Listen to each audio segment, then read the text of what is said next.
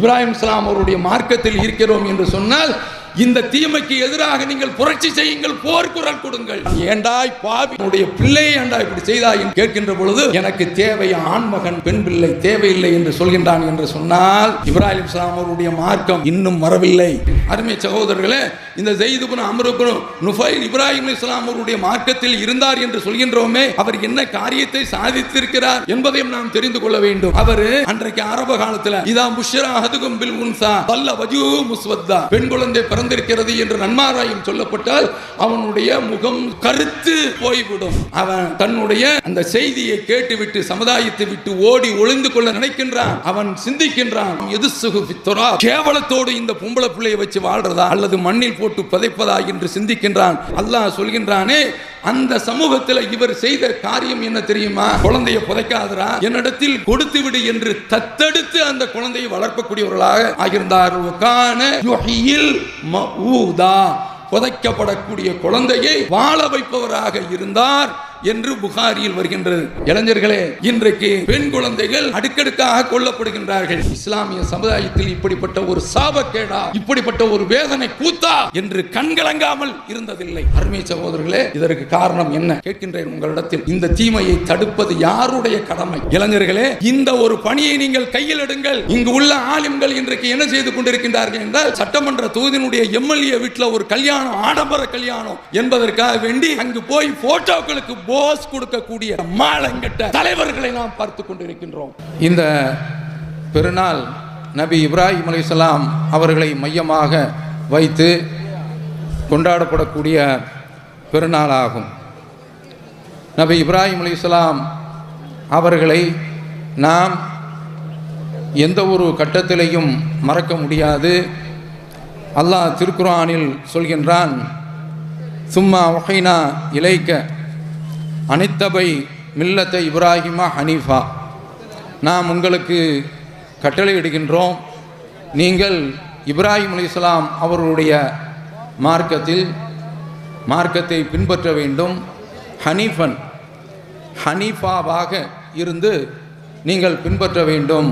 ஹனீஃப் என்றால் அதற்குரிய விளக்கத்தை நான் உங்களுக்கு மத்தியிலே சொல்கின்றேன். ஒமா கான மினல் முஷ்ரிக்கீன், அவர் இணை வைக்கக்கூடிய கூட்டத்தில் ஒருபோதும் ஆனதில்லை என்று அல்லாஹ் குறிப்பிடுகின்றான். இப்ராஹிம் அலைஹிஸ்ஸலாம் அவர்கள் எப்படி வாழ்ந்தார்களோ அந்த அடிப்படையில் நாம் வாழ்வதற்கு கடமைப்பட்டிருக்கின்றோம். நபி ஸல்லல்லாஹு அலைஹி வஸல்லம் அவர்களுக்கும் அல்லாஹ் தஆலா இப்படித்தான் கட்டளையை இட்டிருக்கின்றான். அந்த அடிப்படையில் பார்க்கின்ற வேளையிலே இப்ராஹிம் அலைஹிஸ்ஸலாம் அவருடைய மார்க்கம் என்றால் என்ன என்பதை நாம் புரிந்து கொள்ள வேண்டும். நபி ஸல்லல்லாஹு அலைஹி வஸல்லம் அவர்கள் இறை தூதராக அனுப்பப்படுவதற்கு முன்னால் மக்காவில் இப்ராஹிம் அலைஹிஸ்ஸலாம் அவர்களுடைய மார்க்கத்தை பின்பற்றியவர் ஒருவர் உண்டு என்று சொன்னால் ஸைத் இப்னு அம்ர் இப்னு நுஃபைல் என்ற ஒரு நல்லடியார். அவர் அங்கிருந்து மக்காவிலிருந்து சிரியாவிற்கு செல்கின்றார். எதற்கு என்றால் ஒரு தூய மார்க்கத்தை கடைபிடிக்க வேண்டும் என்பதற்காக வேண்டி. மக்காவிலிருந்து சிரியாவிற்கு எவ்வளவு தூரம் என்று சொன்னால், திருநெல்வேலியில் இருந்து மும்பைக்கு அது எவ்வளவு தூரமோ அந்த தூரம் 1500 சொச்ச கிலோமீட்டர்கள்.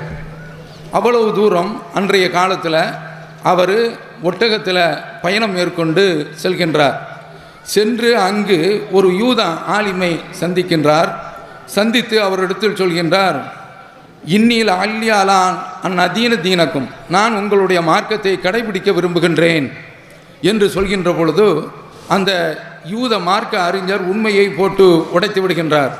அவர் சொல்கின்றார், லா தக்கூனு அலா தீனினா ஹத்தா தஅஹுதன் பி நசீபிக மின் கலப், நீ எங்கள் மார்க்கத்தை பின்பற்றலாம், ஆனால் நீங்கள் மின் கலபில்லா, அல்லாஹ்வுடைய கோபத்திலிருந்து ஒரு பங்கு உங்களுக்கு கிடைக்கும், அப்படி ஆனால் நீங்கள் பின்பற்றி கொள்ளுங்கள் என்று சொன்ன உடனே ஸைத் இப்னு அம்ர் இப்னு நுஃபைல் அவர்கள் சொல்கின்றார்கள், மா ஃபிர்ரு இல்லா மின் கலபில்லா, நான் அல்லாஹ்வுடைய கோபத்தை விட்டு விரண்டோடி கொண்டு இருக்கின்றேன். ஒலா அஹ்மிலு மின் கலபில்லாஹி ஷையன் அபதன், அல்லாஹ்வுடைய கோபத்திலிருந்து கொஞ்ச அளவிற்கு கூட, ஒரு கடளவு கூட நான் எதையும் என்னுடைய தலையில் நான் சுமக்க மாட்டேன். நான் இப்ராஹிம் அலைஹிஸ்ஸலாம் அவர்களுடைய மார்க்கத்தை பின்பற்றுவதற்குண்டான அத்தனை வேலையும் பார்ப்பேன் என்று சொல்லிவிட்டு கிறிஸ்தவ அறிஞரை சந்திக்கின்றார். அவரும் இதே போன்ற பதிலை சொல்லிவிடுகின்றார். இப்போது அவர்கள் மக்களை நோக்கி வந்து அவர்கள் குறிப்பிடுகின்றார்கள், நான் இப்ராஹிம் அலைஹிஸ்ஸலாம் அவர்களுடைய மார்க்கத்தில் இருக்கின்றேன் என்று தன்னுடைய 2 கைகளையும் உயர்த்தி அல்லாஹும்ம இன்னி அஷ்ஹது அன்னி அலா தீன் இப்ராஹிம், நான் உறுதியாக மனப்பூர்வமாக பிரகடனப்படுத்துகின்றேன், மனப்பூர்வமாக ஒப்புக்கொள்கின்றேன், நான் இப்ராஹிம் அலைஹிஸ்ஸலாம் அவருடைய மார்க்கத்தில் இருக்கின்றேன் என்று சொல்லிவிட்டு அவர்கள் தன்னுடைய முதுகுப்புறத்தை காபாவை நோக்கி ஆக்கி கொண்டு நின்றவராக சொல்கின்றார்கள், யா மஹாஷிர குரைஷ், குரைஷ் சமூகமே, வல்லாஹி மா மின்கும் அலா தீனி இப்ராஹிம கைரி, அல்லாஹ்வின் மீது ஆணையாக உங்களில் யாருமே இப்ராஹிம் அலைஹிஸ்ஸலாம் அவருடைய மார்க்கத்தில் கிடையாது, நான் மட்டும்தான் இப்ராஹிம் அலைஹிஸ்ஸலாம் அவருடைய மார்க்கத்தில் இருக்கின்றேன் என்று அவர்கள் குறிப்பிடுகின்றார்கள். இவங்க கடந்த காலத்தில் சிலைகளுக்கு அறுக்கப்படக்கூடிய அந்த உணவை கூட அவர்கள் சாப்பிட மாட்டார்கள். அந்த அளவிற்கு இப்ராஹிம் அலைஹிஸ்ஸலாம் அவருடைய மார்க்கத்தில் இருந்திருக்கின்றார்கள். நீங்கள் எங்களுடைய மார்க்கத்தை கடைப்பிடிக்க வேண்டும் என்றால் அல்லாஹ்வுடைய கோபம்தான் உங்களுக்கு கிடைக்கும் என்று அவங்க சொன்ன உடனே, யூத கிறிஸ்த ஆலிம்கள் சொன்ன உடனே அந்த நேரத்தில் அப்போ அதற்கு வேறு வழி என்ன என்று கேட்கின்றார்கள். அப்போ அவங்க சொல்கிறாங்க, மாலமுகு இல்லா ஐயக்கூன ஹனீஃபன், அவர் ஹனீஃபாவாகவே இருந்தார் என்பதை தவிர வேறு எதுவும் எனக்கு தெரியாது என்று குறிப்பிடுகின்றார்கள். இப்போ ஹனீஃப் மைதீன்லாம் பேர்லாம் வச்சுருக்காங்க. ஹனீஃப் என்றால் என்ன என்று அந்த ஸைத் இப்னு அம்ர் அவர்கள் அந்த யூத கிறிஸ்தவ அறிஞரிடத்தில் கேட்கின்ற பொழுது, லா யஅபுது இல்லல்லாஹ், அல்லாஹுவை தவிர அவர்கள் வேறு யாரையும் வணங்க மாட்டார்கள். ஒலம் யகுன் யகூதியன் ஒலா நஸ்ரானியன், அவர்கள் யூதராகவும் இல்லை கிறிஸ்தவராகவும் இல்லை என்று அவர்கள் பதில் சொல்கின்றார்கள். நாம் அங்கே என்ன பார்க்க வேண்டும் என்றால், இப்ராஹிம் அலைஹிஸ்ஸலாம் என்று சொன்னால் அவர்கள் அல்லாஹுவை மட்டும் வணங்கியவர்கள். அதைத்தான் இன்றைக்கு தௌஹீது ஜமாத்து மக்களுக்கு மத்தியில் போதித்து கொண்டிருக்கின்றது. அந்த அடிப்படையில் இன்றைக்குள்ள இளைஞர்கள் இன்றைக்கு தடுமாறி சென்று கொண்டிருக்கின்றார்கள். அவர்களிடத்தில் நாம் வைக்கக்கூடிய வேண்டுகோள், உங்களுடைய வாழ்க்கையை இப்ராஹிம் அலைஹிஸ்ஸலாம் அவர்களுடைய பாதையில் நீங்கள் அமைத்து கொள்ளுங்கள். அந்த பாதை தான் நமக்கு விமோசனமிக்க பாதை. அதுதான் ஹனீஃப் என்ற இப்ராஹிம் அலைஹிஸ்ஸலாம் அவர்களுடைய மார்க்கமாகும். இன்றைக்கு இளைஞர்களை எடுத்துக்கொண்டால் அவர்கள் போதை பொருளில் மூழ்கி போய் கிடக்கின்றார்கள். எந்த அளவிற்கு என்றால், நமது ஊரை போன்று கொஞ்சம் எண்ணிக்கையில் குறைவான ஒரு முஸ்லீம் ஊர், அந்த ஊரில் ஒரு இளைஞன் அவனுக்காக வேண்டி பெண் பேசி முடிக்கப்படுகின்றது. அப்போ அந்த பையன் சொல்கின்றான், நீங்கள் எனக்கு திருமணம் முடிக்க வேண்டாம் என்று மல்லு கட்டுகின்றான். எனக்கு பெண்ணே வேண்டாம் என்று அவன் திரும்ப திரும்ப வீட்டில் சொல்கின்ற பொழுது, வீட்டில் உள்ளவர்கள் ஒரு வாலிப பொண்ணோ அல்லது வாலிப பையன் என்று சொன்னால் திருமணம் முடித்து வைப்பது பெற்றோர்களுடைய கடமை என்ற அடிப்படையில் பெண் பேசி முடித்து விடுகின்றார்கள். ஆனால் இந்த பையன் கொஞ்ச நாள் முஸ்லிம்கள் அதிகமாக வாழக்கூடிய ஒரு ஊர், தங்களை மார்க்கத்திற்கு சொந்தக்காரர்கள் என்று பிரகடனப்படுத்திக் கொள்ளக்கூடிய ஒரு ஊர், அதிகமான அளவில் அரபியில் கவிதைகளை ஏற்றக்கூடிய அறிஞர்கள் உள்ள ஊர். அந்த ஊரில் அந்த இளைஞன், அவனுக்கு பெண் பேசப்பட்டது. அந்த இளைஞன் ஒரு விபரீதமான ஒரு முடிவை இருக்கின்றான். அதுதான் திருமணத்திற்கு சில குறிப்பிட்ட நாட்கள் இருக்கின்ற பொழுது தற்கொலை செய்து கொள்கின்றான். என்ன விவகாரம் என்று பார்த்தோம் என்று சொன்னால், அவன் போதை பொருளுக்கு அடிமையாக ஆகி அதன் மூலமாக முழுமையாக அவனுக்கு ஆண்மை பறி போய்விடுகின்றது. இதை சொல்ல கூச்சப்பட்டு, இதை சொல்ல வெட்கப்பட்டு, இதை எப்படி வெளிப்படுத்துவது என்று தயங்கி அவன் எடுத்த ஒரு முடிவோ தற்கொலை என்ற ஒரு முடிவு என்பதை நாம் பார்க்கின்றோம். நாம் இளைஞர்களுக்கு கேட்டுக்கொள்வது, அதிலும் குறிப்பாக அடோலசென்ட் என்று சொல்வார்களே, விடலை பருவ வயது, அந்த பருவ வயதில் உள்ளவர்கள் 15-12 வயதில் இருந்தே தங்களுடைய பள்ளிக்கூடங்களில் படிக்கின்ற அந்த வேளையிலே பக்குவத்தை தரக்கூடிய, ஒழுக்கத்தை தரக்கூடிய, உலக அறிவை கற்றுத்தரக்கூடிய, அறிவியலை கற்றுத்தரக்கூடிய, அவர்களுக்கு சரித்திரத்தை கற்றுத்தரக்கூடிய, வரலாறை கற்றுத்தரக்கூடிய, புவியியலை கற்றுத்தரக்கூடிய ஒரு பள்ளிக்கூடத்தில் போய் இன்றைக்கு அபின் கஞ்சா போதைப் பொருளை கற்றுக்கொண்டு அதில் புதையுண்டு போய் கிடக்கக்கூடிய நிலைமையில் பார்க்கின்றோம். அந்த அளவிற்கு தான் போதையிலே சிக்கி தவிக்கின்றார்கள். இது ஒரு நிகழ்வு என்று எடுத்துக்கொண்டால், அடுத்து கீழக்கரையில் நோன்பு பெருநாள் சந்தர்ப்பத்தில் நம்முடைய பள்ளிகளுக்கு பெண்கள் வருகின்ற அந்த வேலையில் கிண்டல் பண்ணக்கூடிய அளவில் ஒரு இளைஞர் கூட்டம் நிற்கின்றது. அதை நம்முடைய இளைஞர்கள் தட்டி கேட்கின்றார்கள்.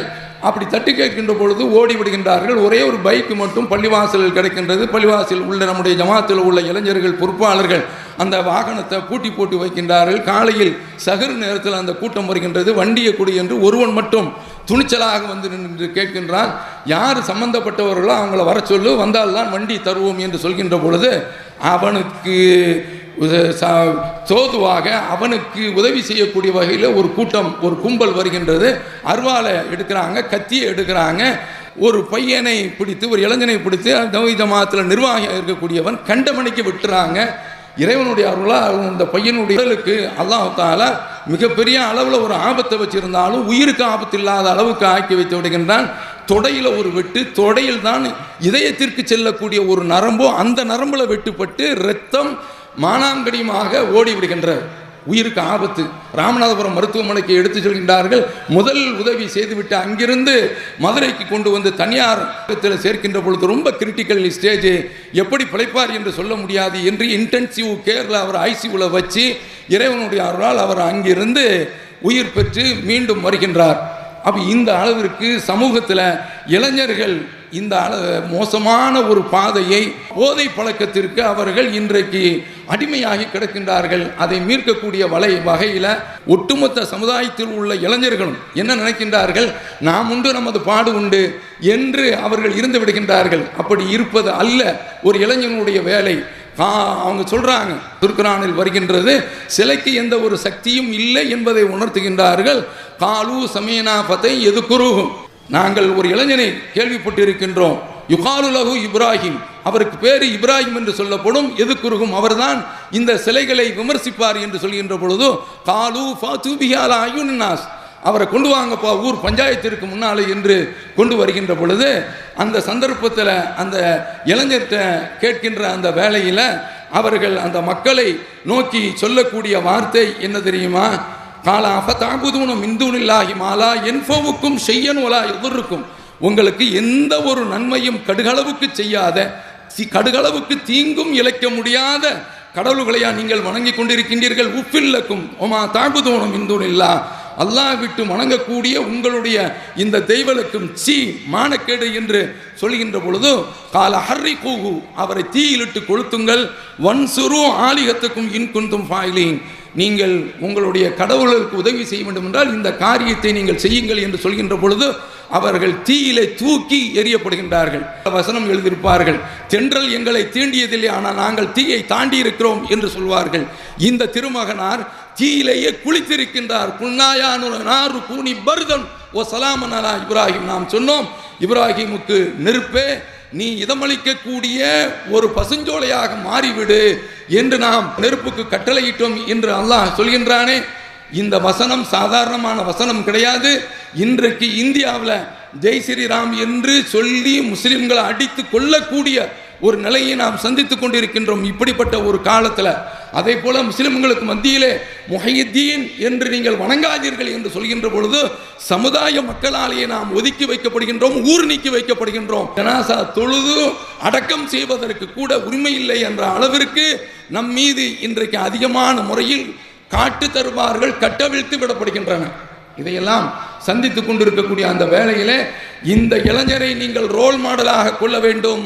சும்மா ஹைனா இலைக்க அனித்தபி மில்லத்தை இப்ராஹிம் ஹனீஃபா, இளைஞர்கள் ஒரு ஐடி கம்பெனியில் சேர்ந்து விட்டால் நாம் உண்டு நம்முடைய பாடு உண்டு, நாம் உண்டு நம்முடைய ஜோலி உண்டு என்று சென்று விடுகின்றார்கள். பொது வாழ்க்கைக்கு அதற்கென்று சில குறிப்பிட்ட இழித்த வாயர்கள் இருக்கின்றார்கள், ஏமாளிகள் இருக்கின்றார்கள், அவர்கள் மட்டும் பார்த்து கொள்ள வேண்டும் என்று இன்றைக்கு இளைஞர்கள் கடந்து செல்கின்றார்கள். அப்படி செல்கின்றார்கள்.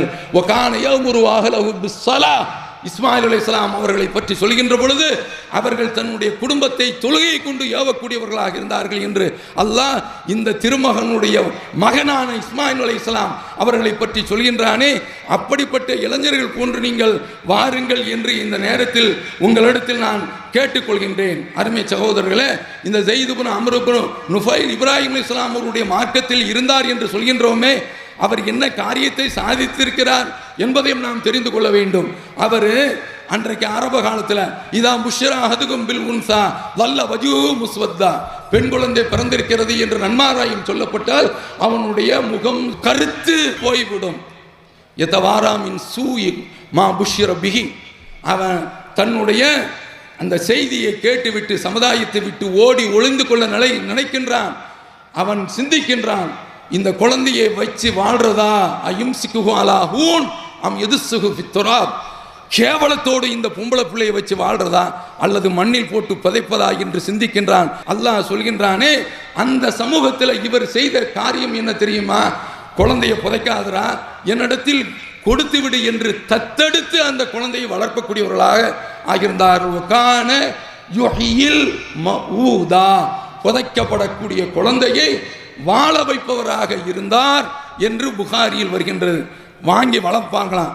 வளர்க்கும் போது அந்த பிள்ளை வளர்ந்த உடனே இப்போது வச்சுக்கிறா என்று கொண்டு போவார். அப்போதும் அவர் சொல்வார், நீ வளர்க்க முடிஞ்சா வளர்த்துக்க, இல்லை என்றால் அந்த குழந்தைக்குரிய செலவு என்னுடைய சார்ந்தது தரண்டா, நீ வளர்த்துக்கடா என்று சொல்வார் என்று வருகின்றதே. இளைஞர்களே, நான் உங்களிடத்தில் முதலில் போதைப் பொருளை பற்றி சொன்னேன். அடுத்து இன்றைக்கு உங்களுக்கு மத்தியில் நான் இளைஞர்கள் பெண்ணினத்தை காக்க வேண்டிய ஒரு பொறுப்பை ஏற்க வேண்டும் என்று நான் உங்களிடத்தில் கேட்டுக்கொள்கின்றேன். ஏன் தெரியுமா? இன்றைக்கு பெண் குழந்தைகள் அடுக்கடுக்காக கொல்லப்படுகின்றார்கள். எடுத்துக்காட்டு, ஹப்சா என்ற ஒரு பெண்ணு 2022 நடந்துச்சு. இந்த ஹப்சா என்ற பெண்ணினுடைய தற்கொலைக்கு ஆலிம்கள் தான் காரணம். ஏனென்றால் அவர்கள் வரதட்சணையை கண்டிக்கவில்லை. அந்த ஹப்சா ஒரு தஸ்ஸகீர் என்பவனை காதலிக்கின்றது. 5 ஆண்டு கால காதல். காதல் என்பதெல்லாம் இஸ்லாத்தில் இல்லை. கல்யாணம் முடிக்கிறான். கல்யாணம் முடித்த பிறகு குடும்பத்தில் டார்ச்சர், வரதட்சணை கேட்டு அதை கொண்டு வா இதை கொண்டு வா என்று டார்ச்சர் பண்ணுறாங்க, தொல்லை கொடுக்குறாங்க. அந்த மாதிரியான ஒரு கோர நிலையில் பிறந்தது ஒரு பெண் குழந்தை. அந்த பெண் குழந்தை கருவில் இருக்கும் பொழுதே கண்டுபிடிச்சு சொல்கிறாங்க, இனி இந்த குழந்தைய அழிச்சாரணும், பிறந்து விடுகின்றது, கொலை செய்ய வேண்டும் என்று மல்லு கட்டுகின்றார்கள். நான் அந்த பிள்ளையை கொல்ல மாட்டேன் என்று சொல்கின்ற பொழுது அந்த பெண்ணு வாக்கப்பட்டாங்களே, அந்த குடும்பத்தில் அடி அடி என்று நைய புடைக்கின்றார்கள். தாங்க முடியாமல் வீட்டிற்கு வருகின்றால் கையில் இருக்கின்றது 2 மாத குழந்தை.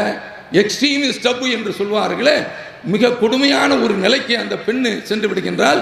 இரவுல எலி மருந்தை சாப்பிடுகின்றால். கடிதத்தை எழுத்து வைத்து என்னுடைய தற்கொலைக்கு காரணம் மாப்பிள்ளை வீட்டுக்காரர்கள் தான் என்று, நாத்தனா குழந்தனா என்று அத்தனை பேர்களையும் பட்டியலிட்டு தற்கொலை செய்து கொள்கின்றார். ஜனாசா வீட்டில் இருக்கின்றது. அந்த பெண்ணுடைய தாயார் கையில் 2 மாச குழந்தைகளை வைத்து கதறி அழுகின்றார்கள்.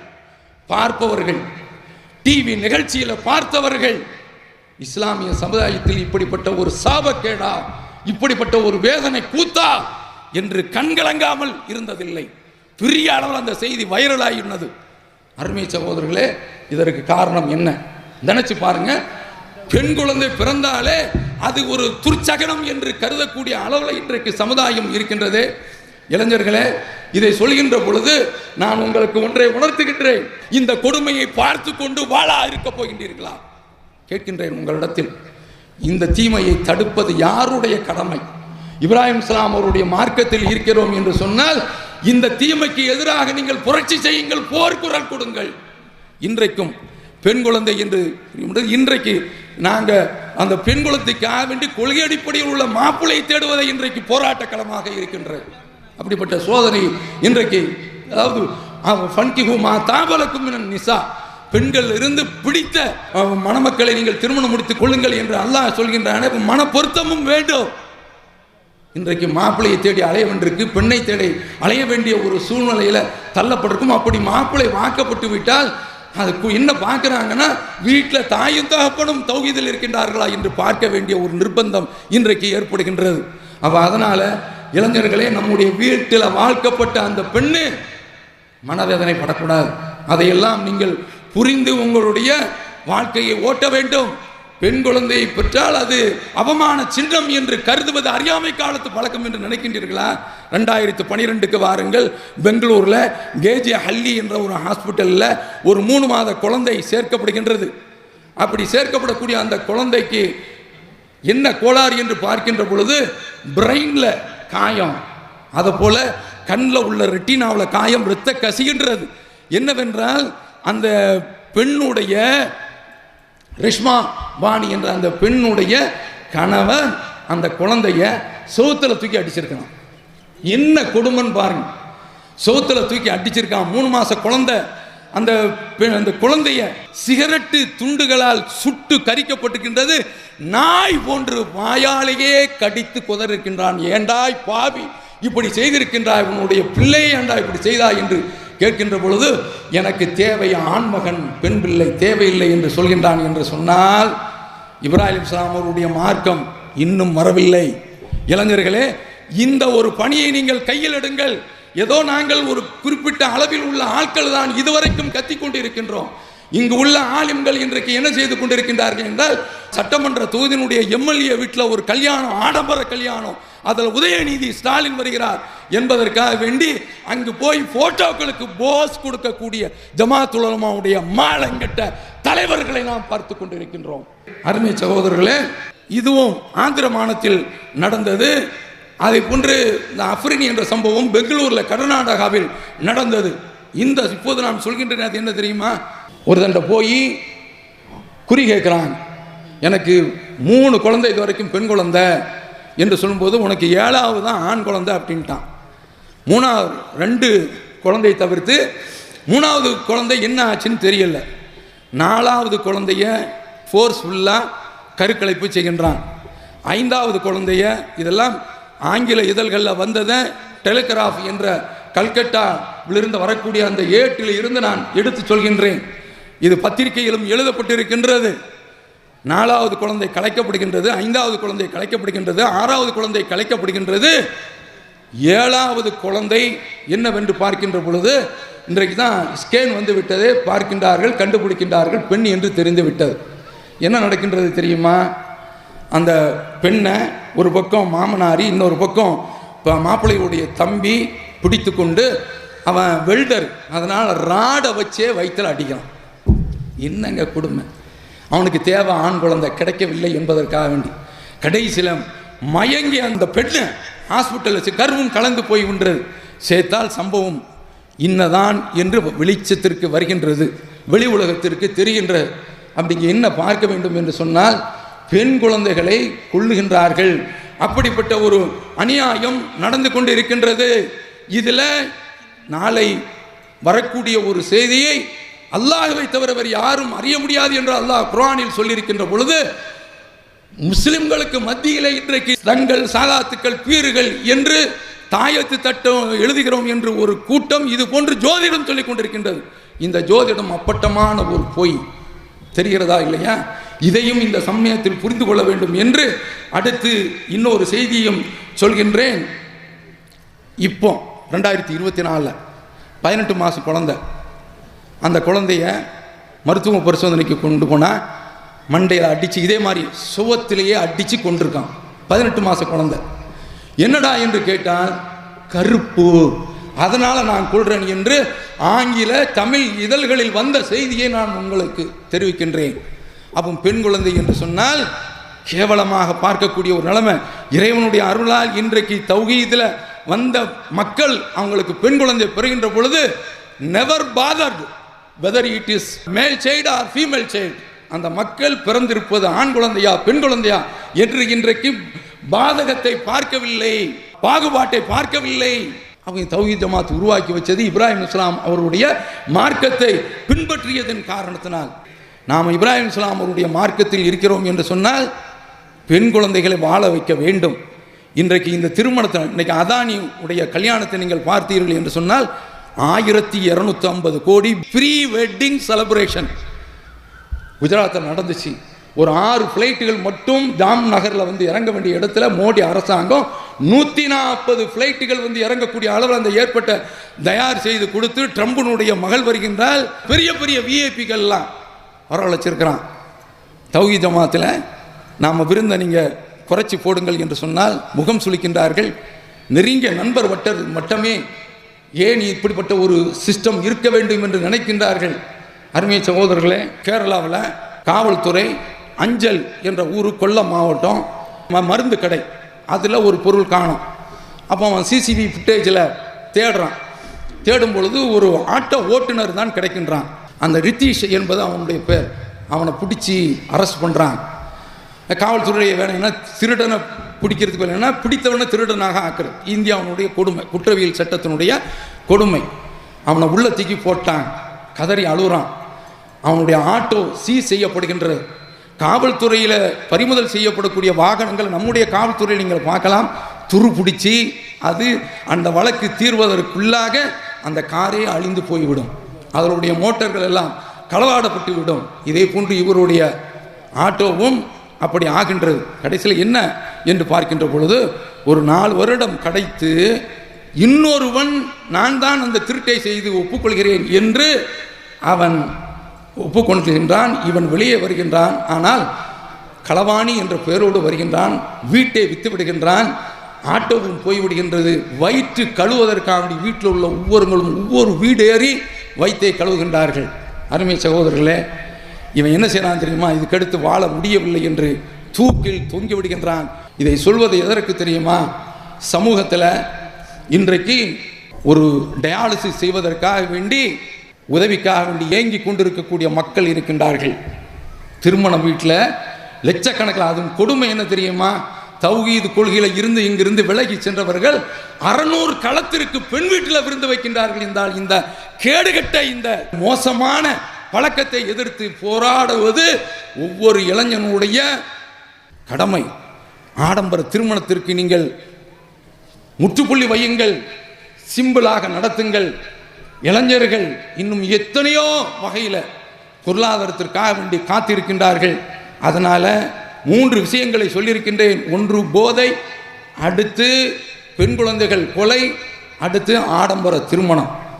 இவற்றையெல்லாம் முற்றுப்புள்ளி வைத்து சமூகத்தை காக்கக்கூடிய பொறுப்பு இளைஞர்களாகிய உங்களிடத்தில் இருக்கிறது என்று கேட்டு இந்த சமுதாய பணியை செய்வதற்கு தூண்டுகோலாக அமைந்தது இப்ராஹிம் இஸ்லாம் அவருடைய மார்க்கத்தை பின்பற்றிய காரணத்தினால் நிறைவு செய்து கொள்கின்றேன். வாஹிரு தாவானா அல்ஹம்துலில்லாஹி ரப்பில் ஆலமீன்.